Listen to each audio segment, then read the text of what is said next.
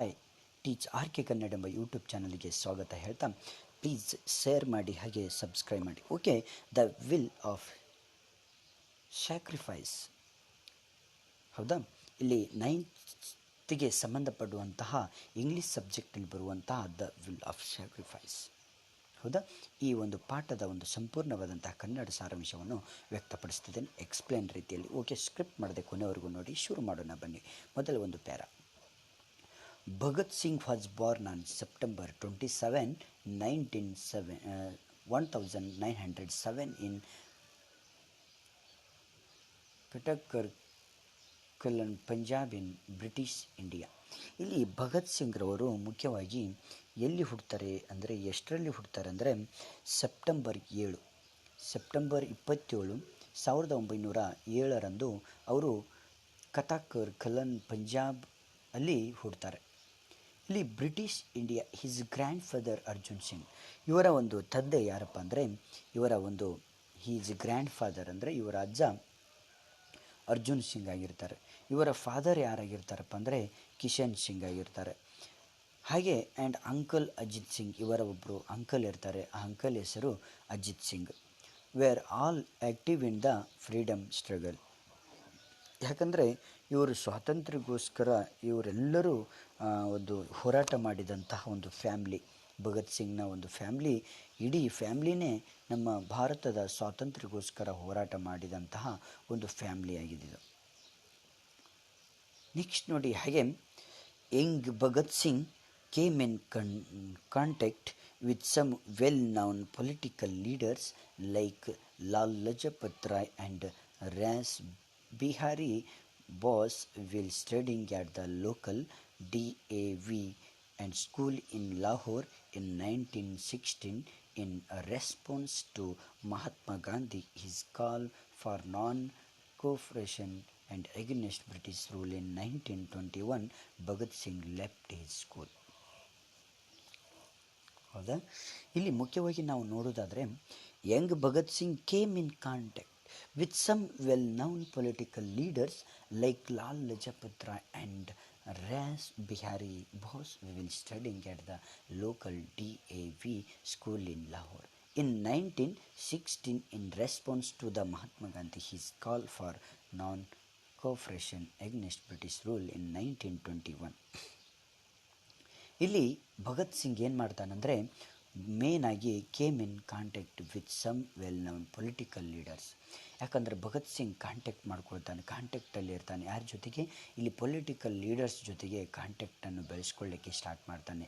Like Lal Lajpat Roy, Lal Lajpat Roy ಇದ್ದಾನಲ್ವ, ಇವನ ಜೊತೆಗೆ ಭಗತ್ ಸಿಂಗ್ನ ಒಂದು ಕಾಂಟ್ಯಾಕ್ಟ್ ಬೆಳೀತಿದೆ. ಹಾಗೆ ಆ್ಯಂಡ್ ರಾಸ್ ಬಿಹಾರಿ ಬೋಸ್, ಅವ್ರ ಜೊತೆಗೂ ಕೂಡ ಇವರಿಗೆ ಒಂದು ಸಂಬಂಧಗಳು ಇರ್ತವೆ. And studying at the local DAV school in Lahore. ಇವನು ಭಗತ್ ಸಿಂಗ್ ಎಲ್ಲಿ ಸ್ಟಡಿ ಮಾಡ್ತಾನಂದರೆ, ಇಲ್ಲಿ DAV ಎಂಬ ಒಂದು ಸ್ಕೂಲ್ ಇರುತ್ತೆ ಲಾಹೋರ್ದಲ್ಲಿ. ಆ ಸ್ಕೂಲಲ್ಲಿ ಇವನು ಕಲಿಬೇಕಾದ್ರೆ ಇಲ್ಲಿ ಇವರಿಬ್ಬರು ಅವನಿಗೆ ಪರಿಚಯವಾಗ್ತಾರೆ. ಯಾರು? ಲಾಲ್ ಲಜಪತ್ ರಾಯ್ ಮತ್ತು ಬಿಹಾರಿ ಬೋಸ್ರವರು. ನೆಕ್ಸ್ಟು 1916ರಲ್ಲಿ in response to Mahatma Gandhi his call for non-cooperation against British rule in 1921. ಇಲ್ಲಿ 1916ರಲ್ಲಿ in response to Mahatma Gandhi his call. ಯಾಕಂದರೆ ಗಾಂಧೀಜಿಯವರ ಒಂದು ಫೋನ್ ಕರೆಗೆ ಇವರು ರೆಸ್ಪಾನ್ಸ್ ಕೊಡ್ತಾರೆ. ಹಾಗೆ ಹೋಗ್ತಾ ಬ್ರಿಟಿಷ್ ರೂಲ್ ಇನ್ 1921ರಲ್ಲಿ ಇವರಿಗೆ ನಾನ್-ಕೋಆಪರೇಷನ್ ಅಗೇನೆಸ್ಟ್ ಇಲ್ಲಿ ರೂಲ್ಗೆ ಇವರಿಗೆ ಭಾಗವಹಿಸಲಿಕ್ಕೆ ಅವಕಾಶ ಸಿಗುತ್ತೆ. Bhagat Singh left his school. ಆವಾಗ ಆ ಭಗತ್ ಸಿಂಗ್ ಏನು ಮಾಡ್ತಾನೆ ಅಂದರೆ ಸ್ಕೂಲನ್ನು ಬಿಡ್ತಾನೆ. ಆ ಸ್ಕೂಲನ್ನು ಬಿಟ್ಟು ಇವನು ಏನು ಮಾಡ್ತಾನಂದರೆ ಆ್ಯಂಡ್ ಜಾಯಿನ್ಡ್ ದ ನ್ಯಾಷನಲ್ ಸ್ಕೂಲಿಗೆ ಜಾಯಿನ್ ಆಗ್ತಾನೆ ಅಟ್ ಲಾಹೋರ್. ಅದು ಕೂಡ ಲಾಹೋರ್ದಲ್ಲೇ ಇರುತ್ತೆ. ಆ ಲಾಹೋರ್ದಲ್ಲಿರುವಂಥ ಸ್ಕೂಲ್ಗೆ ಇವನು ಜಾಯಿನ್ ಆಗ್ತಾನೆ. The school was A centre of revolutionary and activities. ಯಾಕಂದರೆ ಅಲ್ಲಿ ಬರೀ ಒಂದು ಆ್ಯಕ್ಟಿವಿಟೀಸ್ಗಳು ತುಂಬ ಇರ್ತವೆ. ರಾಜಕೀಯಕ್ಕೆ ಸಂಬಂಧಪಡುವಂಥ, ಸ್ವಾತಂತ್ರ್ಯಕ್ಕೆ ಹೋರಾಟಕ್ಕೆ ಸಂಬಂಧಪಡುವಂತಹ ಒಂದು ಆ್ಯಕ್ಟಿವಿಟೀಸ್ಗಳು ಜಾಸ್ತಿ ಆಗ್ತಾ ಇರ್ತವೆ ನ್ಯಾಷನಲ್ ಸ್ಕೂಲಲ್ಲಿ. ಹಾಗಾಗಿ ಅವನು ಭಗತ್ ಸಿಂಗ್ ಆ ಸ್ಕೂಲನ್ನು ಬಿಟ್ಟು ಈ ನ್ಯಾಷನಲ್ ಸ್ಕೂಲಿಗೆ ಬರ್ತಾನೆ. Came in contact with revolutionaries such a Bhagwati lecturer in Sukhdev and others. ಇಲ್ಲಿ ಇಬ್ಬರು ಪರಿಚಯ ಆಗ್ತಾರೆ ಅವನಿಗೆ. ನ್ಯಾಷನಲ್ ಸ್ಕೂಲಿಗೆ ಬಂದ ತಕ್ಷಣವೇ ಭಗವತಿ ಚರಣ್ ಮತ್ತು ಸುಖದೇವ್ ಇವರಿಬ್ಬರು ಅವನಿಗೆ ಪರಿಚಯ ಆಗ್ತಾರೆ. ಹಿ became member of the Hindustan Republican association. ಇವನು ಒಂದು ಮೆಂಬರ್ ಆಗ್ತಾನೆ. ಎದರಲ್ಲಪ್ಪ ಅಂದರೆ ಹಿಂದೂಸ್ತಾನ್ ರಿಪಬ್ಲಿಕನ್ ಅಸೋಸಿಯೇಷನ್ ಎಂಬ ಒಂದು ಸಂಸ್ಥೆಯಲ್ಲಿ ಅವನೇನು ಮಾಡ್ತಾನೆ, ಒಂದು ಮೆಂಬರ್ ಆಗ್ತಾನೆ. ರೈಲ್ವೆ ಉತ್ತರ ಪ್ರದೇಶದಲ್ಲಿ ಇರುತ್ತೆ. ದೇರ್ ಹಿ ವಾಸ್ ಇಂಟೆಡ್ in there in firebrand in activities. ಅವನು ಎಲ್ಲ ರೀತಿಯ ಆ್ಯಕ್ಟಿವಿಟೀಸ್ಗಳನ್ನು ಮಾಡೋದಕ್ಕೆ ಅವಕಾಶ ಸಿಗುತ್ತೆ ಅವನಿಗೆ ಅಲ್ಲಿ. ನೆಕ್ಸ್ಟ್ ನೋಡಿ, the revolutionaries were branded as an terrorism by the British government. They believed that the British rule was unjust and oppressive. Therefore, it was legitimate on their part to use violence as a weapon to overthrow the foreigners. They used bombs and guns against the British and robbed their establishments. Their ideas differed from the Gandhian idea for freedom movement based on non-violence or ahimsa. ಇಲ್ಲೇನಾಗುತ್ತಪ್ಪ ಅಂದರೆ ಅವನಿಗೆ ಯಾವುದೇ ರೀತಿ British rule was unjust ಇನ್ಫೆಸಿವ್. Therefore it was an legitimate of therefore to violence or weapon to foreigners. They used bombs and guns against British and robbed they. ಇಲ್ಲಿ ಮುಖ್ಯವಾಗಿ ಬ್ರಿಟಿಷರು ಏನು ಮಾಡ್ತಾ ಇರ್ತಿದ್ರು ಅಂದರೆ ಗನ್ಗಳನ್ನು ಮತ್ತು ಬಾಂಬುಗಳನ್ನು ಯೂಸ್ ಮಾಡಿ ಎಷ್ಟೋ ರಾಬಿ ಮಾಡ್ತಾ ಇರ್ತಿದ್ರು, ಕಳ್ಳತನ ಮಾಡ್ತಾಯಿದ್ರು. ಇದನ್ನು ನೋಡಿ ಈ ಭಗತ್ ಸಿಂಗ್ಗೆ ತುಂಬ ಬೇಜಾರೆಲ್ಲ ಆಗ್ತಿತ್ತು. ಇಲ್ಲಿ ಹಿಂಸೆ ಕೂಡ ಸಿಕ್ಕಾಪಟ್ಟೆ ಆಗ್ತಾ ಇರುತ್ತೆ. ಹಿಂಸೆ ಕೂಡ ಆಗ್ತಾ ಇರ್ತದೆ, ಎಲ್ಲ ರೀತಿಯ ಹಿಂಸೆ ಇದು ಆಗ್ತಾ ಇರ್ತದೆ. ಹಾಗೆ ಹೋಗ್ತಾ ಹೋಗ್ತಾ Bhagat Singh is remembered today not only has a bold revolutionary and figure but also as a great thinker. He was steeped in the best traditions of socialistic thought.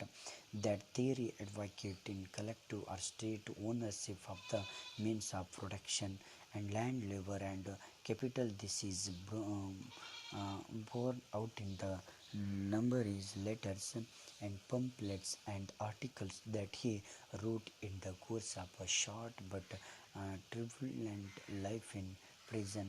He wrote that revolution does not mean elections but the spirit of freedom, the longing for a change for the better.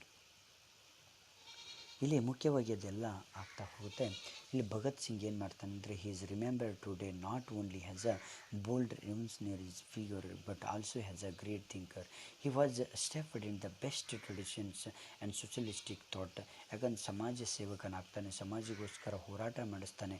ಮತ್ತು theory in advocated collective in state ownership of the means of protection, land, labour and capital. This is in numerous letters, in pamphlets, in articles that the wrote the course of short but turbulent life in prison. ಇಲ್ಲಿ ಹಾಗೆ ಅವನು ಎಲ್ಲ ಹೋರಾಟವನ್ನು ಮಾಡ್ತಾನೆ. ಹೋರಾಟವನ್ನು ಮಾಡಿದ್ದಕ್ಕೆ ಅವನಿಗೆ jail ಗತಿಯಾಗುತ್ತೆ. He wrote that in revolution not mean evolution but the spirit of freedom, the longing of change of the better. ಇಲ್ಲಿ ಮುಖ್ಯವಾಗಿ ಆ ಬ್ರಿಟಿಷರು ಮಾಡುವಂಥ ಒಂದು ಹಿಂಸೆ, ಬಾಂಬ್ಗಳನ್ನು ಗನ್ಗಳನ್ನು ತಗೊಂಡು ಹಿಂಸೆಯನ್ನು ಮಾಡ್ತಾ ಇರ್ತಾರೆ. ಇದನ್ನು ನೋಡದೆ ಭಗತ್ ಸಿಂಗ್ ಹೋರಾಟವನ್ನು ಮಾಡ್ತಾನೆ, ಸಮಾಜ ಸೇವಕನಾಗ್ತಾನೆ. ಮಾಡಿದ್ದಕ್ಕೆ ಅವನಿಗೆ ಜೈಲಲ್ಲಿ ಹಾಕಲಿಕ್ಕೆ ಸ್ಟಾರ್ಟ್ ಮಾಡ್ತಾರೆ. ಇಲ್ಲಿ ಇನ್ನೊಂದು main important, the incident the brought total change in the life of Bhagat Singh. ಇಲ್ಲಿ ಅವನ ಲೈಫ್ ಒಂದು ಚೇಂಜ್ ಆಗಿಬಿಡುತ್ತೆ ಭಗತ್ ಸಿಂಗ್ ಎಂದು. ಹೇಗೆಪ್ಪ ಅಂದರೆ was the brutal attack by the police on veteran freedom fighter Lal Lajpat Rai and the anti British position. ಇಲ್ಲಿ ಒಂದು ಪೊಲೀಸ್ ಒಂದು ಫ್ರೀಡಮ್ ಇಲ್ಲಿ ಯಾವುದೇ ಒಂದು ಅಟ್ಯಾಕ್ ಆಗುತ್ತೆ, ಬರ್ಟಲ್ ಅಟ್ಯಾಕಲ್ಲಿ ಇವರೇನು ಮಾಡ್ತಾರೆ, ಪೊಲೀಸ್ ಮತ್ತು ವೆಟರನ್ ಫ್ರೀಡಮ್ದಲ್ಲಿ ಫೈಟರ್ ಲಜಪತ್ ರಾಯ್ಗೆ ಏನಾಗುತ್ತೆ ಅಂದರೆ anti British position it resulted in death of Lajpat Rai death ಆಗಿಬಿಡ್ತಾನೆ. ಅವನು ಡೆತ್ ಅಂದರೆ ಗುಂಡಿನ ಒಂದು ಇದಕ್ಕೆ ಡೆತ್ ಆಗ್ತಾನೆ. ಬ್ರಿಟಿಷರ ಒಂದು ಗುಂಡಿಗೆ ಅವನು ಸತ್ತು ಹೋಗ್ತಾನೆ ಲಜಪತ್ ರಾಯ್. ನವಂಬರ್ 17, 1928ಕ್ಕೆ ಅವನು ಏನಾಗ್ತಾನೆ, ಲಾಹೋರ್ದಲ್ಲಿ ಸಾಯ್ತಾನೆ. ಭಗತ್ ಸಿಂಗಿಗೆ ತುಂಬ ಬೇಜಾರಾಗುತ್ತೆ ಡೆಟರ್ಮೈನ್ಡಿಂದ. Avenge Lajpat his Rai in death by shooting the British official responsible for the killing deputy inspector general Scott. ಇಲ್ಲಿ ಡೆಪ್ಯೂಟಿ ಇನ್ಸ್ಪೆಕ್ಟರ್ ಜನರಲ್ ಸ್ಕಾಟ್ ಅವರು ಗುಂಡು ಹಾಕಿ ಸಾಯಿಸಿಬಿಡ್ತಾರೆ. ಯಾರು? ಲಾಲ್ ಲಜಪತ್ ರಾಯ್ಗೆ. ಆಗ ಈ shout down and essence superintendent sudden instead ಮಿಸ್ಟೇಕಿಂಗ್ him for Scott. ಹಾಗೆ he threw bombs in the Central Assembly Hall while the assembly was in some bombs did not throw to anyone. Noise the made wasn't loud enough to wake up an civilization from the deep slumber. ಅವನೇನು ಮಾಡ್ತಾನೆ, ಸಿಟ್ಟಲ್ಲಿ ಅವನಿಗೆ ತುಂಬ ಬೇಜಾರಾಗಿಬಿಡುತ್ತೆ. ಯಾರಿಗೆ? ಭಗತ್ ಸಿಂಗಿಗೆ. ಭಗತ್ ಸಿಂಗಿಗೆ ಸಿಟ್ಟು ಬಂದು ಅವನು ಕೂಡ bomb ಹಾಕ್ತಾನೆ. For all the aggressive activities he was tried by the British court and included the awarded death in sentence. Death did not deter Bhagat Singh. He kept the spark in freedom alive through his letters written from the jail cell. ಆಗ ಅವನು ಕೂಡ bomb ಹಾಕ್ತಾನೆ. ಎಲ್ಲಿ assembly ಇರುವಂಥ ಸಮಯದಲ್ಲಿ ಭಗತ್ ಸಿಂಗ್ ಹೋಗಿ ಬಾಂಬನ್ನು ಹಾಕ್ತಾನೆ. Bomb ಹಾಕಿದ್ರಿಂದ ಅವನನ್ನು ಹಿಡಿದು ಅವನನ್ನು ಜೈಲಿಗೆ ಹಾಕಿರ್ತಾರೆ. ಜೈಲಲ್ಲೇ ಇಟ್ಕೊಂಡೇ ಅವನು ಲೆಟರ್ಸ್ಗಳನ್ನು ಬರೀತಾನೆ. ಯಾಕಂದರೆ ಫ್ರೀಡಮ್ ಫೈಟರ್ಸ್ಗರಿಗೆ ಧೈರ್ಯ ತುಂಬಲಿಕ್ಕೆ ಅಲ್ಲಿ ಕೂತ್ಕೊಂಡೇ ಅವನೇನೇ ಮಾಡ್ತಾನಂದರೆ, ಅವನು ಜೈಲಲ್ಲಿ ಕೂತ್ಕೊಂಡು ಲೆಟರ್ಸ್ಗಳನ್ನು ಬರೀತಾನೆ. Thus he proved that the value of a man lies not in what he is capable of receiving, but in what he is capable of giving. Two of the letters that he wrote, one to his fellow freedom fighters and the other to his brothers, tell us what kind of a freedom fighter Shahid Bhagat Singh was. ಅಲ್ಲಿ ಮುಖ್ಯವಾಗಿ ಅಲ್ಲೇ main important ಆಗಿಬಿಡುತ್ತೆ. ಇಲ್ಲಿ letter 1 ಬರೀತಾನೆ. Letter 1 ಏನು ಬರೀತಾನಪ್ಪ ಅಂದರೆ, Bhagat Singh his last letter to Batukeshwar Dutt. ಇಲ್ಲಿ ಭಗತ್ ಸಿಂಗ್ ಮೊದಲ ಒಂದು ಲೆಟರ್ ಬರೀತಾನೆ, ಬತುಕೇಶ್ವರ್ ದತ್ತನಿಗೆ ಬರೀತಾನೆ. ಸೆಂಟ್ರಲ್ ಜೈಲ್ ಲಾಹೋರ್ದಲ್ಲಿದ್ದಾಗ ಮಾರ್ಚ್ 31, 1921ರಲ್ಲಿ ಒಂದು ಲೆಟ್ರನ್ನು ಬರೀತಾನೆ. ಬ್ರದರ್ಗೆ.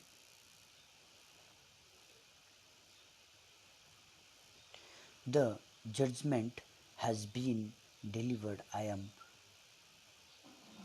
to death in these cells. Besides myself, there are many other prisoners who are waiting to be hanged.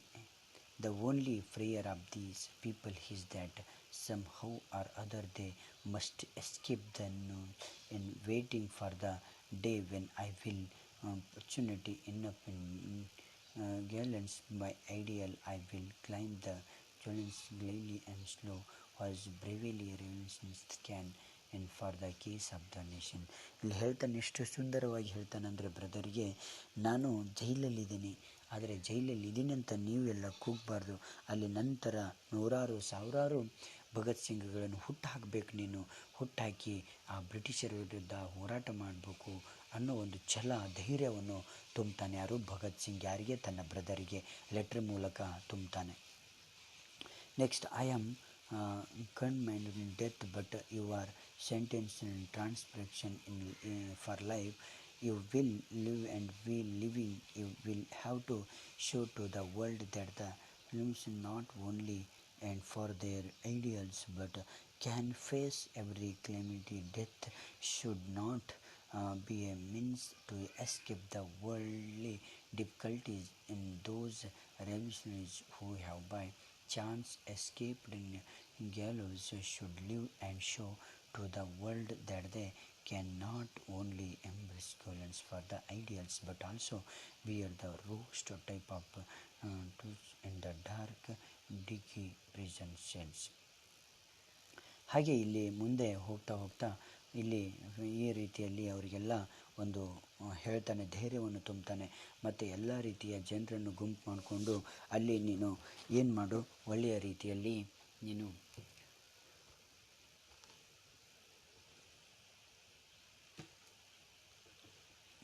ನಂತರ ಇರುವಂತಹ ಒಂದು ಧೈರ್ಯವಂತಹ ಎಲ್ಲ ಪ್ರಜೆಗಳಿಗೆ ನೀ ಧೈರ್ಯ ತುಂಬು. ಭಗತ್ ಸಿಂಗ್ ಅವರಿಗೆ ನೀನು ಏನಾದರೂ ಮಾಡಿ ಗುಂಪು ಮಾಡಿ ಬ್ರಿಟಿಷರ ವಿರುದ್ಧ ಹೋರಾಟ ಮಾಡಲಿಕ್ಕೆ ನೀನು ತಯಾರು ಮಾಡುವಂತ ಹೇಳಿ ಅವನು ಮುಗಿಸ್ತಾನೆ ಪತ್ರವನ್ನು. ನೆಕ್ಸ್ಟ್ ನೋಡಿ, ಸೆಕೆಂಡ್ ಒಂದು ಪತ್ರ ಏನಿರುತ್ತಪ್ಪ ಅಂದರೆ letter to Bhagat Singh, his letter to the second LCC converts. ಇಲ್ಲಿ ತನ್ನಲ್ಲಿರುವಂತಹ, ತನ್ನ ಜೊತೆಗೆ ಇರುವಂತಹ, ತನ್ನ ರೂಮಲ್ಲಿರುವಂತಹ ಕೈದಿಗಳಿಗೆ ಈ ಒಂದು ಪತ್ರವನ್ನು ಬರೀತಾನೆ. ಏನಪ್ಪ ಅಂದರೆ ಇದು ಕೂಡ ಲಾಹೋರ್ ಜೈಲಲ್ಲೇ ಇಲ್ಲಿ ಮಾರ್ಚ್ 22, 1931ರಲ್ಲಿ ಬರೀತಾನೆ. ಮಾರ್ಚ್ 22, 1931ರಲ್ಲಿ ಈ ಲೆಟ್ರನ್ನು ಬರೀತಾನೆ. The desire to live in natural, it is in me also. I do not want to cancel it, but it is a conditional. I don't want to live as a prisoner or under restrictions. My name has become a symbol of Indian revolution. The ideals and sacrifice of the revolutionary party have elevated me to the height behold behind which I will never be able to rise if I live. Okay, ಇಲ್ಲಿ main important ಆಗಿ ಈ ರೀತಿಯಲ್ಲಿ ನಾವು ನೋಡಬಹುದು. Okay, the ideals at the sacrifice of the party have me to the height which I will never be able to rise up I live. ಎಷ್ಟು ಸುಂದರವಾಗಿ ಹೇಳ್ತಾನಂದರೆ ಅಲ್ಲಿ ಬರೀತಾನೆ ಏನಂದರೆ, it is me also, I do not want to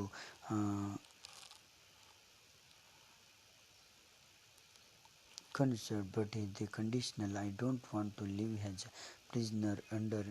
ಇಲ್ಲಿ ಮುಖ್ಯವಾಗಿ ನಾವು ಕೈದಿಗಳಿದ್ದೀವಿ, ನಾವು ಜೈಲಲ್ಲಿದ್ದೀವಿ ಅಂತ ನಾವು ನಮ್ಮ ಧೈರ್ಯವನ್ನು ಕುಂದಿಸ್ಕೊಳ್ಬಾರ್ದು. ನಾವು ಧೈರ್ಯವಾಗಿರಬೇಕು. ಯಾವುದೇ ರೀತಿ ನಾವು ಕುಗ್ಗಬಾರ್ದು. ಕುಗ್ಗಿದರೆ ಯಾವುದೇ ರೀತಿ ನಾವು ಮೇನನ್ನು ಸಾಧನೆ ಮಾಡ್ಕೊಳ್ಳಿಕ್ಕೆ ಆಗೋದಿಲ್ಲ ಎಂಬ ಮಾತನ್ನು ಹೇಳ್ತಾನೆ. ಇಲ್ಲಿ ಮುಖ್ಯವಾಗಿ today people do not know my weakness. If I escape jailers, those weakness will come before them and the symbol of prevention will get tarnished in perhaps it may vanish altogether.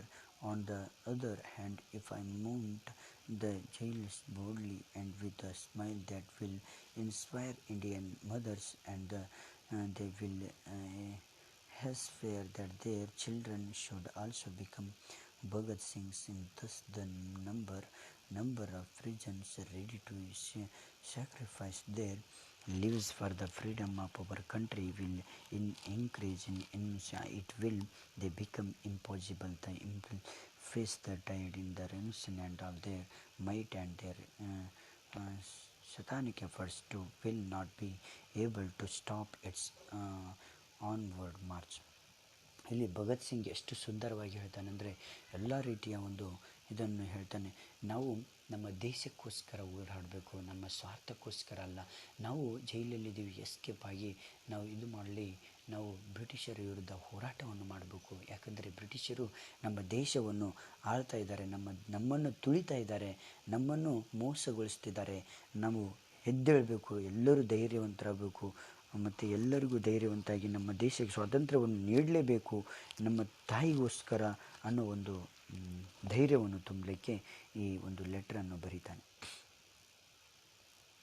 Next, as one thing pricks me even today. My heart nurtured some ambitions for doing something for humanity and my country. I have not been able to fulfill even thousands part of those ambitions. If I live, I might perhaps a chance in fulfill them.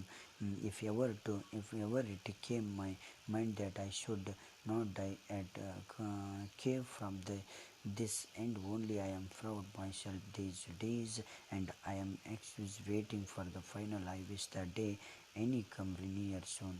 ಯಾಕಂದರೆ ನನ್ನಂತರೂ ನೂರಾರು ಸಾವಿರಾರು ಜನರನ್ನು ಹುಟ್ಟಿಸಿ ನೀವು ಕೂಡ ಸ್ವಾತಂತ್ರ್ಯಕ್ಕೋಸ್ಕರ ಹೋರಾಡಿ. ಯಾಕಂದರೆ ಯಾವುದಕ್ಕೂ ಧೃತಿಗೆಡದೆ ಒಳ್ಳೆಯ ರೀತಿಯಲ್ಲಿ ನಾವು ಹೋರಾಟ ಮಾಡಬೇಕು, ಧೈರ್ಯವಂತರಾಗಬೇಕು. ಓಕೆ, ನಾವು ಕೂಡ ಸ್ವಾತಂತ್ರ್ಯ ಆಗಬೇಕು ಅನ್ನೋ ಒಂದು ಛಲವನ್ನು ಇಲ್ಲಿ ತುಂಬ್ತಾನೆ. ಓಕೆ, ಇದು ಮೇನ್ ಇಂಪಾರ್ಟೆಂಟಾಗಿ ಭಗತ್ ಸಿಂಗ್. ಓಕೆ ಓಕೆ ಇದು ಲೈಕದಲ್ಲಿ ಶೇರ್ ಮಾಡಿ ನಮ್ಮ ಫ್ರೆಂಡ್ಸಿಗೆ. ಹಾಗೆ ಸ್ಕ್ರಿಪ್ಟ್ ಮಾಡದೆ ಕೊನೆವರೆಗೂ ನೋಡೋದಕ್ಕೆ ಧನ್ಯವಾದ ಹೇಳ್ತಾ ಸಬ್ಸ್ಕ್ರೈಬ್ ಮಾಡೋದನ್ನು ಮಾತ್ರ